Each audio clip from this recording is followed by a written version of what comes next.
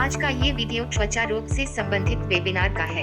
इस वेबिनार को doctor V के सोनकर जी ने संबोधित किया है। आइए इस वीडियो के द्वारा पाए पूछे गए विभिन्न प्रकार के सवालों का जवाब, जो स्वयं से पूछे गए सवालों का जवाब भी हो सकता है। इस वीडियो को अंत तक अवश्य देखें और स्किन इन्फेक्शन पर अपने ज्ञान को बढ़ाएं। किसी का कोई क्वेश्चन आंसर हो तो वो मेरे से पूछ सकता है। जी सर, मेरा क्वेश्चन है सर। हाँ जी, good afternoon sir. Good afternoon. Sir मेरा ऑनकोमाइकोसिस बहुत दिनों से है सर, 18 मंथ से। और मैं इसके लिए एलोपैथिक, आयुर्वेदिक और होम्योपैथिक तीनों ट्रीटमेंट ले लिया हूं सर, फिर भी रिलीफ नहीं मिल रहा है सर। देखिए दोस्तों, पहले हमने एक ही चीज बताई कि ऑनकोमाइकोसिस एक तरह का फंगल इन्फेक्शन है, ठीक है। जी सर, अच्छा, जी सर। कितने नाखून में है आपके ये? सर ये फर्स्ट फिंगर्स, हैंड फिंगर्स पे हुआ था, फिर ये स्प्रेड होके अभी फिलहाल 4 फिंगर्स पे फैल गए हैं सर। 4 फिंगर्स में फैल गया है। जी काम क्या सर। करते हैं आप? काम क्या करते हैं? सर मैं स्टूडेंट हूँ, नर्सिंग स्टूडेंट। नर्सिंग स्टूडेंट है। जी देखो सर। बेटा, पहली तो चीज आप ये समझो कि ये जो ऑनकोमाइकोसिस है एक तरह का फंगल है, और जी फंगस सर। में स्पोर्स होते हैं, है ना। जी सर। तो हमें जो है जब दवा के एक इसका जो ट्रीटमेंट कंटिन्यूअस जी अंडर सर। डर्मेटोलॉजिस्ट, जैसे जो भी जी डर्मेटोलॉजिस्ट, कम से कम 6 मंथ तो मिनिमम है ना। जी सर। उसमें जी सर। एक दिन का भी नागा नहीं होना चाहिए। अगर आप जी वास्तव में इलाज कराने गए हो, अगर वो जी 15 दिन पर बुला रहा तो 15 दिन पर, 1 महीने पर बुला रहा तो 1 महीने पर, ठीक है। एक तो वो जी काम करनी है, नंबर 1। जी दूसरी सर। चीज ये है कि हमने क्या बताया कि प्रिवेंशन के साथ में अगर हम फंगस को जोड़ेंगे, ट्रीटमेंट के जी साथ में प्रिवेंशन को जोड़ेंगे, तो ही हम इसमें सक्सेस मिलेंगे। नहीं तो जी बार बार होता रहेगा। तो प्रिवेंशन हमें क्या करना है? प्रिवेंशन हमें यह करना है कि उसको इन्वायरमेंट नहीं देना है। तो पहली बात जी कि उस तरह के जितने भी डेड नाखून है, ऊपर के नाखून, हम उससे काट दें, ठीक जी है। सर। जी और सर। उसमें जो है और भी कई तरह की दवाइयां जो बताई गई, रिकमेंड की गई हैं, जो डर्मेटोलॉजिस्ट के द्वारा बताई गई, उसको उसमें इंट्रोड्यूस करते रहें। जी नंबर, सर। जी इसके अलावा जो गंदे पानी है उसमें आपका हाथ नहीं जाना चाहिए, क्योंकि आप नर्सिंग हो सकता है ग्लव्स वगैरह बार बार पहन रहे हो, वो सारी चीज कर रहे होगे, जी सर। जी सर। वो सारी चीजें हैं। तो वहां जी पर नीट और क्लीन रखें हाथ को। कुछ जी ऐसे हैंड वॉश आते हैं, कुछ इस तरह की जो सेफ्टी पॉइंट है तो वो, प्लस डॉक्टर जो है, क्योंकि जी नाखून एक ऐसी चीज है जहां पर दवाइयां अगर हम खाते हैं 100% तो पहुंचता है मात्र 5%, जी ठीक है। सर। जी और उसमें से ये स्पोर्स फंगस के होते हैं, इसको एनवायरनमेंट मिलता है, ग्रो कर जाता है। तो अगर आप जी थोड़ी थोड़ी से सावधानी रखोगे, लगातार जी ट्रीटमेंट पर रहोगे, जो बातें जी बताई गई उसके पालन करोगे, तो ये धीरे धीरे क्योर हो सकता है, ऐसा कुछ जी नहीं है। सर। जी सर, ओके। जैसे और लंबे टाइम तक जैसे मेडिकेशन करता हूँ सर, तो ये साइड इफेक्ट तो नहीं हो पाएगा ना सर? नहीं नहीं, आप पहली बात कि आप अपनी मर्जी से कोई भी दवा न चलाएं, नंबर 1। जी सर। डॉक्टर्स जो इसके स्पेशलिस्ट हैं, वो जी क्या सर। गाइड कर रहे हैं, कब कौन सी जी मेडिसिन दे रहे हैं, उनको पता है कि उस मेडिसिन के कब साइड इफेक्ट होने हैं, कब उसको विड्रॉ करना है, अगर ये रिस्पॉन्स नहीं कर रहा तो दूसरा कैसे देना है, ये डॉक्टर जी खुद डिसाइड कर लेगा वो। आप जी sir. Follow the guidance of the doctors, और जो हमने जी सर। प्रिवेंशन बताया उसको आप फॉलो करिए, जी सर। ठीक जी है। सर। जी सर, जी, थैंक यू सर। ओके। और कोई क्वेश्चन हो बताएं। Yes sir. सर जैसे फंगल इन्फेक्शन की रिकरेंसी बहुत ज़्यादा होती है, अगर हाँ, हम 2-3 मंथ्स ट्रीटमेंट लिए हैं, तो उसके बाद भी अगर हम ट्रीटमेंट को छोड़ते जैसे हैं, तो थोड़े दिन के बाद में भी हम लोगों को देखने को मिलता है। तो इसके लिए कुछ ऐसा इन्वेस्टिगेशन है क्या कि जिससे हम उसको पता कर सकें? बिल्कुल है, इन्वेस्टिगेशन है। देखिए, पहली बात ये है कि हमने फंगस के साथ में ही, इससे बार-बार एक लाइन को मैं रिपीट कर रहा हूँ क्योंकि मैं डे टू डे प्रैक्टिस में देख रहा हूँ, डे टू डे जो है मेडिकल कॉलेज में भी देख रहा हूँ। उसमें यस सर। ट्रीटमेंट तो हमारे काफ़ी इफ़ेक्टिव हैं, लेकिन उस इफ़ेक्टिव को बनाए रखने का काम जो हमने, जो प्रिवेंशन अभी जो इसके पहले भी बात कर रहा था, या हमने अपने लेक्चर में बताया आपको यस कि सर। अगर हम उसको एनवायरनमेंट ही ना दें, एक हुँ, तो वही सबसे बड़ा इलाज है। अब रह गई हुँ, बात कि इसकी, या तो हम लोग स्क्रैपिंग करके फंगल कल्चर करते हैं, ठीक है। ओके। तो हुँ, जैसे सपोज करो कि इलाज हमने शुरू किया, है ना, हुँ, उस वक्त हमने हुँ, फंगल कल्चर कर लिया, और यस सर। इसके बाद में जब हम टाइम टाइम 2 महीने, 3 महीने, 4th महीने पर कल्चर हम करते रहेंगे उसी एरिया ओके। का, तो हमें हुँ, एक समय ऐसा आएगा कि वो मायोलॉजिकल जो कल्चर वो नील हो जाएगा, अगर हमारी दवा ओके। इफेक्टिव है, वो सारी चीजें, ठीक है। जिस दिन वो यस सर। इफेक्टिवनेस खत्म होती है, मतलब वहां पर कल्चर बिल्कुल नील आता है, वहां पर कल्चर नेगेटिव शो करता है, उसके 2-3 महीने और हम प्रिकॉशन के रूप में अगर वो करें, और ये जो प्रिवेंशन मैं बताते चल रहा हूँ कि यस प्रॉपर सर। तरीके से कपड़े को धुलें और वो सारी चीजें अगर इसको करें तो हमारे समझ से यस रिग्रेट यस। नहीं होगा। लेकिन हमारे देश की या हमारे लोगों की सबसे बड़ी विडंबना क्या है कि पहली बात कि जब वो फंगस का इलाज शुरू करते हैं उससे पहले वो कई सारे ओटीसी ब्रांड लगा करके उस यस फंगस को यस। इतना स्प्रेड कर देते हैं कि वो अगर शुरू में कल्चर भी कराते हैं तो उसमें भी कई सारे चैलेंजेस आते हैं, कई सारे मिसडायग्नोस हो जाती है ना। तो सबसे ओके बड़ी यस समस्या सर। तो हमारे सामने, इसलिए हम लोग कल्चर हम केवल उसी को सजेस्ट करते हैं जो हमारे सामने बिल्कुल फ्रेश केस आया और एक्सटेंसिव। ओके। अब फ्रेश तो आता ही नहीं है क्योंकि वो पहला हाँ। डॉक्टर तो उसका ओटीसी ब्रांड है, क्वाडीडर्म है यस यस। ना। Yes sir. तो ये यस सबसे बड़ा सर। चैलेंज है हमारे देश में। हाँ बताएं। Okay okay. Thank you sir. Sir एक ऑनलाइन क्वेरी आई है कि जो फंगल इन्फेक्शन होता है ट्रीटमेंट के बाद भी खत्म क्यों नहीं होता है? अभी तो मैं, अगर वो सुन रहे हो जिनकी इंक्वायरी आई है, तो मैं उसका कारण भी यही बता रहा हूं कि पहली बात की इस बीमारी को सीरियसली नहीं लेते हैं। अगर वो फंगस को हम जड़ से खत्म कर सकते हैं, अगर उनके ऊपर पहला अगर लक्षण दिखाई देता है, पहला चकत्ता दिखाई देता है और स्किन स्पेशलिस्ट के अपने एरिया में मिलते हैं और वहां पर जाकर उस डॉक्टर की उसके इंस्ट्रक्शन को फॉलो करते हैं और प्रॉपर तरीके से ट्रीटमेंट को फॉलो करते हैं तो डेफिनेटली ये क्योर हो जाएगा।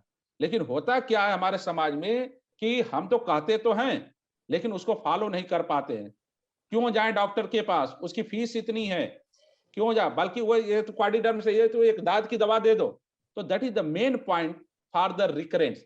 अगर किसी को क्योर करना फंगस को तो सबसे पहले जरूरी चीज है कि वह जो डॉक्टर के परामर्श के अनुसार काम करेगा, जो पहले हो चुका है आगे से फॉलो करेगा तो डॉक्टर उसको समय रहते हुए उसको क्योर कर देगा और उस इंस्ट्रक्शन को बताएगा, जो प्रिवेंशन का इंस्ट्रक्शन मैं बता रहा हूं या वो जो डॉक्टर बताएगा उसका पालन करता रहेगा तो दोबारा नहीं हुआ। और दूसरी चीज कि हम भारतवर्ष में रहते हैं, हाईली पॉल्यूटेड एरिया में रहते हैं, तो हमें ये अभी हमने जर्म्स के बारे में यही बात कर रहा हूं कि हम जिस एनवायरमेंट में रहते हैं, जिस उसमें जर्म्स बहुत हैं, तो थोड़ा से अपने को हमेशा हाइजीन मेंटेन करने की जरूरत है।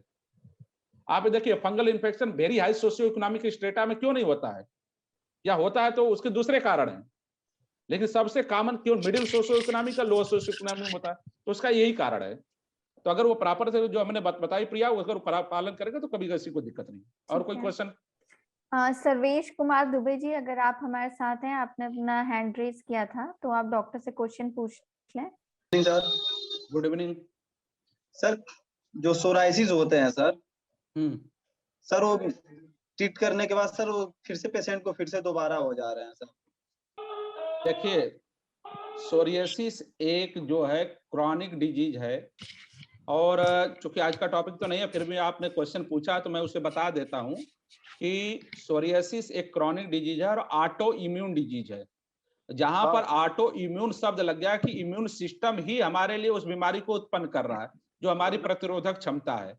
तो हमारा जो पहला फोकस होना चाहिए कि हमारा इम्यून सिस्टम कैसे स्ट्रांग बने, कैसे हम हेल्दी रहें। अगर आप हेल्थ के बारे में सोचेंगे और हेल्थ के बारे में अगर वो पेशेंट काम करेगा तो इस बीमारी को जो है कंट्रोल किया जा सकता है। अदरवाइज जो है ये बीमारी दवा लेने पर ठीक रहेगी, दवा छोड़ने पर फिर हो जाता है। सर्दियों में इन्वायरमेंट चेंज होता है तब हो जाता है। तो उसमें प्रॉपर इंस्ट्रक्शन, अगर मैंने एक चीज देखा कि जो भी पेशेंट स्पेशली सोरियासिस का, चाहे वो कितना भी सीवियर क्यों नहीं हो, अगर हेल्थ पर फोकस करना शुरू किया है, डाइट पर फोकस करना शुरू किया है, जो इंस्ट्रक्शन बताया जा रहा है उसको पालन करना शुरू किया है, बीमारी रहते हुए भी नहीं के बराबर रहेगा वो। सर इसे जड़ से खत्म किया जा सकता है कि नहीं सर? दोस्त मैं यही बात कर रहा हूं कि जो जड़ शब्द आप यूज कर रहे हो उसी जड़ शब्द की बात को ही मैं कह रहा हूं। जड़ से उस पेशेंट के हाथ में ही वो समस्या है। अगर वो अपनी जड़ से हेल्थ को फोकस करना शुरू कर दे, उसको प्रॉपर तरीके से कितने टाइम पर उठना है, क्या खाना है, क्या पीना है, कितना एक्सरसाइज करना है, कितना मेडिटेशन करना है, वो सारी चीजों को, कब डाइट क्या लेनी, कब सप्लीमेंटेशन करना है, अगर वो प्रॉपर तरीके और साथ में दवा कब लेनी है, तो धीरे धीरे उसके शरीर में बीमारी ही नहीं रहेगी वो। लेकिन केवल दवा के ऊपर डिपेंड रहोगे आप तो यही डॉक्टर से आप मिलोगे तो यही बात बोलेगा कि दवा कराने पर ये कंट्रोल में रहता है, जड़ वड़ कुछ नहीं होता है।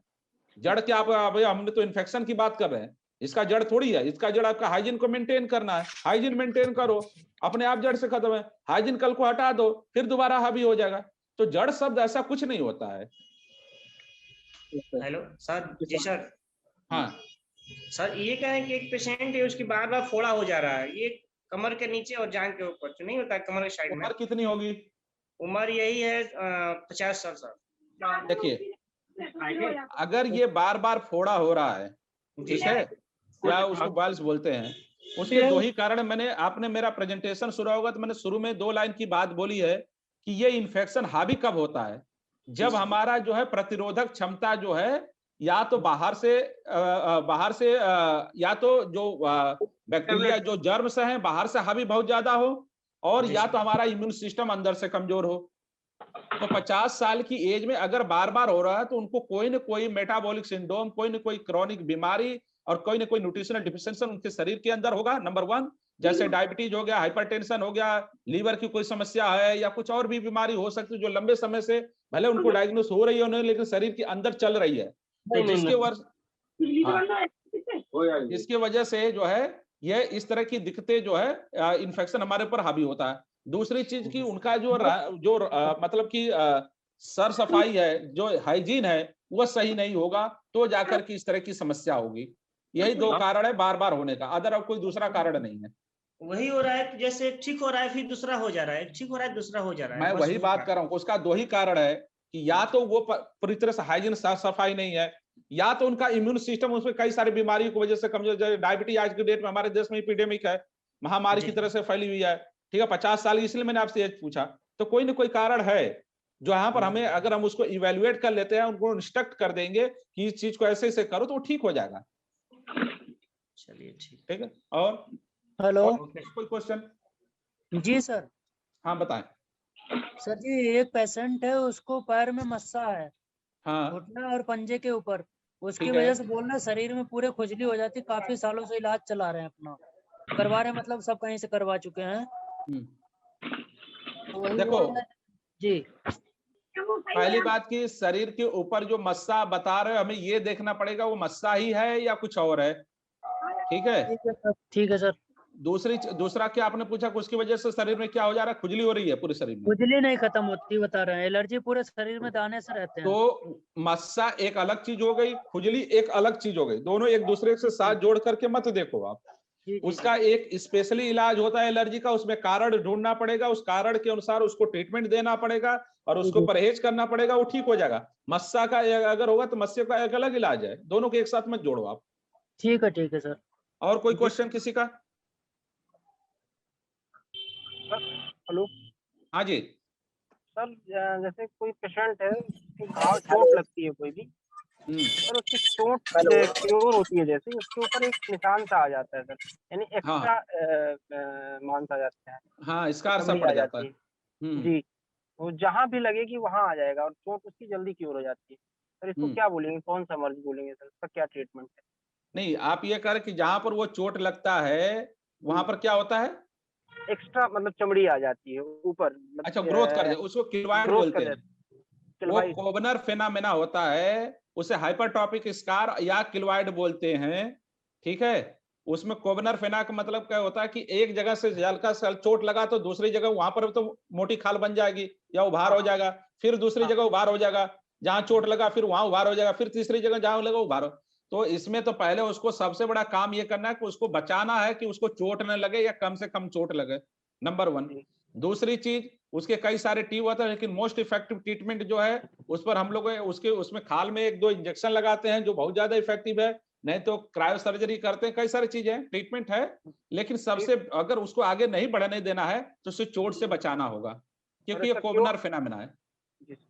इसका क्योर किया जा सकता है, मतलब ठीक किया बिल्कुल किया जा सकता है, क्योंकि वो ऑपरेशन हुआ एक बार, तो जहाँ पे ऑपरेशन जहाँ होगा, सुनो, ऑपरेशन जहाँ होगा फिर वहीं से फिर दोबारा 2-4 महीने बाद फिर निकल आएगा, उससे भी ज्यादा उभर आएगा। तो उसमें ऑपरेशन सॉल्यूशन नहीं है। पहला सॉल्यूशन तो यह कि उसको चोट न लगे, जो हो गया वो कैसे वहीं पर बैठ जाए, उसका सॉल्यूशन है। ठीक है। और किसी का कोई क्वेश्चन हो? सर ये बीमारी होती क्यों है? कौन सी बीमारी? किलवाइड, ये जो अभी बात कर रहे थे? नहीं, ये एलर्जी सोराइसिस ये पहले इतनी नहीं थी, इंडिया में बहुत ज्यादा हो रही है, ये किसके कारण है? देखिए साहब, हमारे देश में जो है आज इमरजेंसी लगाने की जरूरत आ गई है, इमरजेंसी की तरीके से लॉकडाउन लगाने की जरूरत आ गई है पॉल्यूशन को देखते हुए। तो पहले जो आज से 20 साल 25 साल जो हमारे बाप दादा जो है जिस तरीके से रहते थे, जिस एनवायरनमेंट में रहते थे, उसमें और आज की सिनेरियो में काफी कुछ मॉडिफाइड हो गया है। और सोरियासिस जैसी बीमारी एक ऑटो इम्यून डिजीज है, तो हमारा इम्यून सिस्टम भी उसी के अनुसार परिवर्तित हो रहा है या हो रहा है। बहुत सारे विजातीय तत्व तो हमारे शरीर के अंदर बन रहे हैं। तो ये उसी सब का नतीजा है कि हमारे देश में बहुत तेजी से हर तरह की बीमारियां, नई नई तरह की बीमारियां, उसमें सोरियासिस भी है, पहले कम होती थी अब ज्यादा होने लगी है, क्योंकि ये ऑटो इम्यून डिजीज है। ठीक है, और इसमें जो है हम लोग हेल्थ के बारे में बहुत ज्यादा प्रमोट करते हैं, तो हम कभी भी बात होती है तो हमारे यहाँ जो मरीज आते हैं उनको क्या खाएं, क्या उनको सप्लीमेंटेशन की जरूरत है, क्या वो एक्सरसाइज करें, क्या वो सारी चीजें करें। दवा के अलावा अगर उसको पालन करते हैं तो इसके स्ट्रेंथ को, इसकी सीवियरिटी को हम लोग काफी हद तक कम कर देते हैं।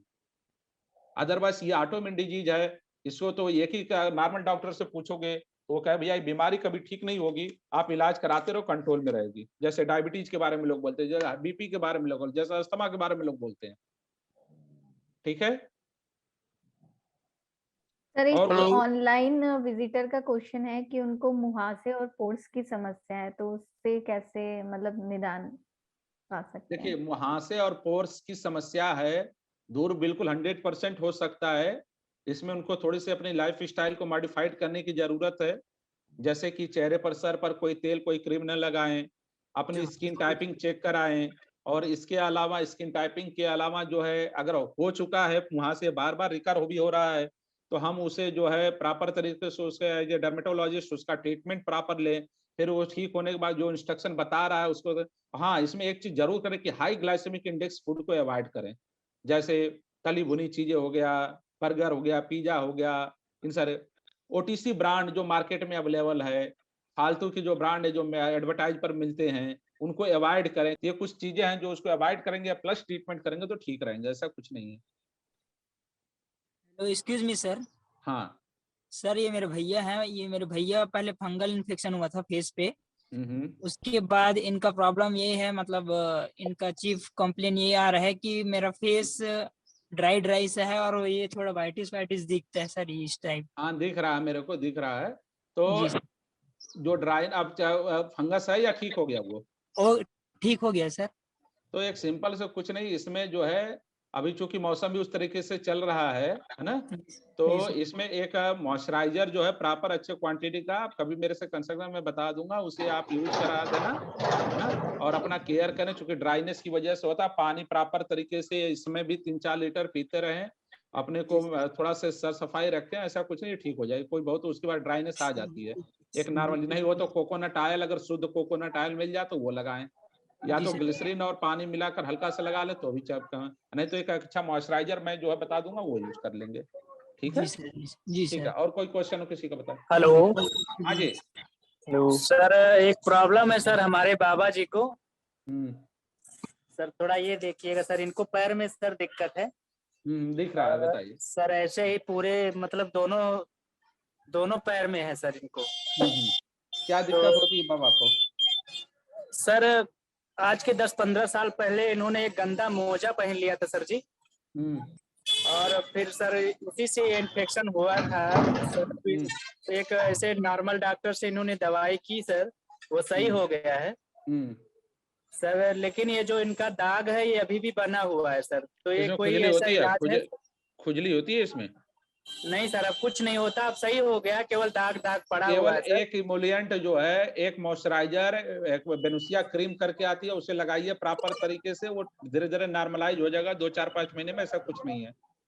ठीक है, ठीक। और किसी भाई का कोई क्वेश्चन हो बताएं। सर एक ऑनलाइन विजिटर है, वो एक्ने वल्गैरिस के बारे में जानना चाहते हैं, ये क्या है?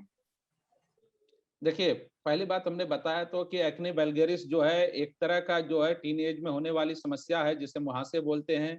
इसमें जो है एक तरह का बैक्टीरिया इन्वॉल्व हो जाता है ना। उसको हम कभी नेक्स्ट टाइम टॉपिक लेंगे तो पूरा डिटेल से समझाएं। बस हाँ, इसमें ये है कि ये जो है टीन एज से शुरू होकर के किसी 30-40 ईयर की एज तक जा सकता है, अगर प्रॉपर तरीके से। ये उन लोगों को सबसे ज्यादा कॉमन होता है जिनको जो हाई ग्लाइसेमिक इंडेक्स के फूड ज्यादा लेते हैं, या हार्मोनल का डिसबैलेंस उनके शरीर के अंदर ज्यादा होता है, या तो बहुत ज्यादा जो है वो तमाम प्रकार के कॉस्मेटिक ब्रांड चेहरे पर यूज करते हैं, तो इन सारी वजह से ये बीमारी होती है।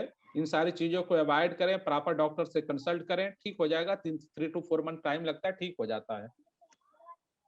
नेक्स्ट। सर एक ने ये भी क्वेश्चन किया है कि किडनी में उनके 11 mm का सिस्ट है, तो इसका भी कोई समाधान हो सकता है? देखिए 11 mm का सिस्ट हो या किसी भी प्रकार का कोई सिस्ट, इसके लिए तो urologist is the best advice. As soon as possible meet the urologist. Hello sir. हाँ जी, नमस्ते सर जी। नमस्ते नमस्ते, बताएं। कह रहे हैं कि पेशेंट का लेग्स में सेलुलाइटिस हो गया और उसका प्रॉपर तरीके से ट्रीटमेंट क्या देंगे? मैंने पेशेंट को सेलुलाइटिस है जी, तो देखे सेलुलाइटिस को हमने बताया कि सेलुलाइटिस में जो स्किन की सबसे नीचे वाली लेयर तक पूरा इन्वॉल्व हो जाता है, ठीक है, और उससे सेप्टिसीमिया भी फैलने का डर रहता है। तो इसमें सबसे बेस्ट वे ये है कि जितना जल्दी हो सके उसको प्रॉपर मेडिकेशन, प्रॉपर ट्रीटमेंट उसका जो है चलना चाहिए ना। अदरवाइज सेप्टिसीमिया होने पर बड़ी कंडीशन अलग, अगर क्या उसके साथ में फीवर वगैरह भी आ रहा है उसको? हाँ, फीवर कभी रात में आता है 2 बजे। हाँ, तो ये सेप्टिसीमिया की तरफ जा रहा है पेशेंट का। एक तो टोटल पहले की थोड़ा ब्लड इन्वेस्टिगेशन होना चाहिए, फिर उसमें काउंट देखना चाहिए। काउंट देखने के बाद में उसको सुटेबल एंटीबायोटिक चलानी चाहिए और प्रॉपर उसको समय रहते उसका ट्रीटमेंट होना चाहिए। अदरवाइज आगे चल करके चैलेंज ही है। उसका कुछ लगाने के लिए कोई क्रीम नहीं ना लगाना पड़ेगा? नहीं, ऐसे नहीं ट्रीटमेंट होता है, ऐसे ट्रीटमेंट नहीं होता है। आप किसी स्किन स्पेशलिस्ट को मिलिए, उसे प्रॉपर उसका ट्रीटमेंट लीजिए प्रॉपर तरीके से। तो सेलुलाइटिस अगर आप डायग्नोस कर रहे हो तो आप ट्रीट करो, या डायग्नोसिस डॉक्टर्स कर रहा था, क्योंकि सेलुलाइटिस होगा, एरिस्प्लास होगा, इसमें बहुत मामूली डिफरेंस होता है ना। तो इसको भी सीरियसली इसको लेकर के, उसको अगर फीवर आ रहा है तो maybe go to the in future the septicaemia, तो वी फोकस। नेक्स्ट। हेलो। हाँ जी सर जी। हाँ जी बोले। जी सर, ये जो समय से पहले व्हाइट बाल आ जाते हैं सर, उनका कोई ट्रीटमेंट है सर? बिल्कुल है ट्रीटमेंट। एज क्या है जिसके बाल आए हैं सफेद? ये 25-26 साल, ये समथिंग। कितने % बाल सफेद हो चुके हैं? ये 30%। 30%। देखो अभी इसमें रिवर्स होने के चांसेस बहुत ज्यादा हैं, बशर्ते इसका ट्रीटमेंट 1 to 2 इयर्स तक चल सकता है। और उसमें बहुत ही स्ट्रिक्टली आपको हेल्दी प्लान, हेल्दी डाइट को पालन करना पड़ेगा, प्रॉपर तरीके से ट्रीटमेंट करना पड़ेगा, कंटिन्यूअस फॉलो अप में रहना पड़ेगा। तो ये पॉसिबिलिटी, इसमें 2 पॉसिबिलिटीज बन सकती है। पहली पॉसिबिलिटी ये 30% से आगे न बढ़े। दूसरी पॉसिबिलिटी धीरे धीरे अगर कई सारे सब चीज ठीक रहती है तो रिवर्स भी हो सकता है। ठीक है सर, ये हाथ में खुजली क्या वजह होती है? हाथ में खुजली, हाथ के तलवे में, हथेली में, हाथ में सर, हथेली में, हाथ के ऊपर? हाथ में, हाँ हाथ के ऊपर। हाथ के ऊपर उसके कई सारे कारण हैं। उसमें जो है सबसे बड़ा कारण तो वो क्या काम कर रहे हैं उसकी वजह से है, या कोई चीज जो है जैसे इस पर सन एक्सपोजर हो रहा है उसकी वजह से है। कोई चीज जैसे कि आप मतलब कोई भी कांटेक्ट भी हो सकता है, या नेचुरली भी हो सकता है, एंडोजिनस भी हो सकता है। तो वो तो ये गमले की मिट्टी वगैरह से ऐसा गार्डनिंग करते समय ये इन्फेक्शन मतलब हाथ में खुजली चालू हुई है। हाँ, तो बस उसको आप अवॉइड करिए, जिस चीज से उसे अवॉइड करिए, और जो हो चुका है उसका ट्रीटमेंट करिए, ठीक रहेगा। इसमें ऐसा कुछ नहीं है।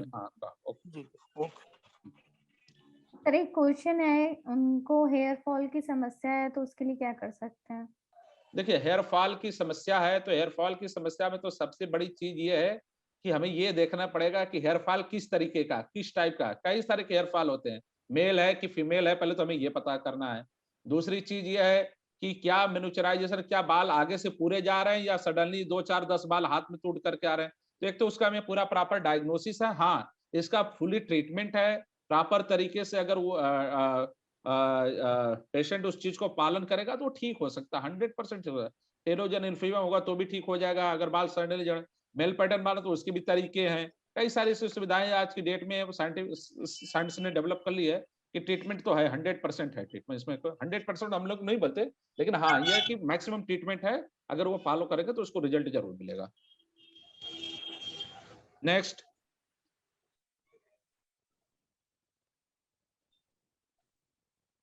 प्रिया, कोई और किसी का कोई सर क्वेश्चन गुड है? इवनिंग।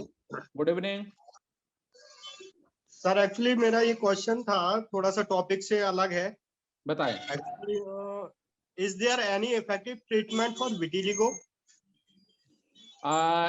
देखिए, विटिलिगो एक बहुत बड़ा ब्रॉड टर्म है, हम लोग शुरू से ही पूरी फोकस में रहते हैं कि इसको जितना जल्दी से जल्दी रिकवर किया जाए, है ना, लेकिन ये डिपेंड करता है स्किन टू स्किन। हम वही दवा चलाएंगे, किसी के लिए बहुत रामबाण की तरीके से काम कर जाता है, किसी के लिए बिल्कुल काम नहीं करता है, क्योंकि ये ऑटोइम्यून डिजीज होती है, प्रोग्रेसिव नेचर का होता है, तो इसमें जो है हम लोग कुछ कह भी नहीं। हाँ, लेकिन मैंने जो है अभी तक के अपने जो 10-12 साल के एक्सपीरियंस में मैंने ये सीखा है कि अगर हम इसको बीमारी को सिस्टमेटिक तरीके से करें, हम उसको वहीं प्रोग्रेशन को रोक सकते हैं और मैक्सिमम रिजल्ट ला सकते हैं। अब कई सारी सुविधाएं आ गई हैं, जैसे हमारे पास में पूबा न्यूरोबैंड यूवी चैम्बर्स है, या सर्जरी है, या तो अभी जो है ये एक्जाइमर लाइट लेजर्स हैं, तो इनके द्वारा भी इनको ट्रीट किया जाता है। लेकिन ये डिपेंड करता है कि कहाँ पर है विटिलिगो और कितना है और कब से है, और ये स्किन टू स्किन डिफर करता है, क्योंकि ये ऑटोइम्यून डिजीज है, तो वो हम आपके लिए तो वो सही भी हो सकता है, दूसरे के लिए वो गलत भी हो सकता है। लेकिन हाँ, कोशिश करने में कोई हर्ज नहीं है, और चूंकि ये सोशल स्टिग्मा है, इसलिए हम देखते हैं कि हमारी पूरी कोशिश होती है, या किसी भी स्पेशलिस्ट की पूरी कोशिश होती है कि वो जितना जल्दी से कंट्रोल करें। केवल चैलेंज आता है लिप और टिप विटिलिगो में, जैसे जो हाथ और पैरों के जो हड्डियां होती हैं और होठ होता है, वहीं पर सबसे ज्यादा चैलेंज आता है। बाकी तो बॉडी में कहीं पर भी हो, अगर उसका प्रोग्रेशन रुक जाता है तो वो 100% ही ठीक हो जाता है, लेकिन बस सही टाइम पर वो पहुंचे। ठीक है, और कोई question? Thank you sir, thank you. Okay sir, मैं चाहूंगी कि एक बारी आप अपनी टाइमिंग सभी को बता दें कि आप हफ्ते में कौन-कौन से दिन जियो पे देखते प्रिया, हो, तुम तो क्या जानती, टाइमिंग है? मैं तो पर डे ही अवेलेबल रहता हूँ, कभी भी सर, मेरे को आपको बात तो कर कभी भी फोन कर लें, आप हमेशा ही अवेलेबल रहते हैं, लेकिन है ना, एक बस ये है बारी कि यूजुअली 9 o'clock से पहले कभी भी कर ले। अगर मैं खाली हूँ तो बता दूंगा, नहीं खाली रहता तो मना कर दूंगा, मैं वैसे अवेलेबल ही रहता हूँ मैं।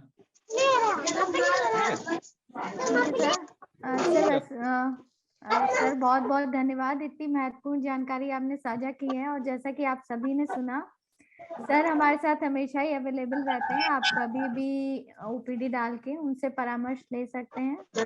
और आप सभी का भी बहुत बहुत धन्यवाद इस वेबिनार में जुड़ने के लिए, और भविष्य में भी हम ऐसे वेबिनार का आयोजन करते रहेंगे। और आप सभी लोगों से निवेदन है, आप सभी ऐसे वेबिनार को जरूर ज्वाइन करें, ताकि आपको सारी जो भी बीमारियों के बारे में बात हो रही है उनके बारे में पता चल सके। तो बहुत बहुत धन्यवाद सभी का।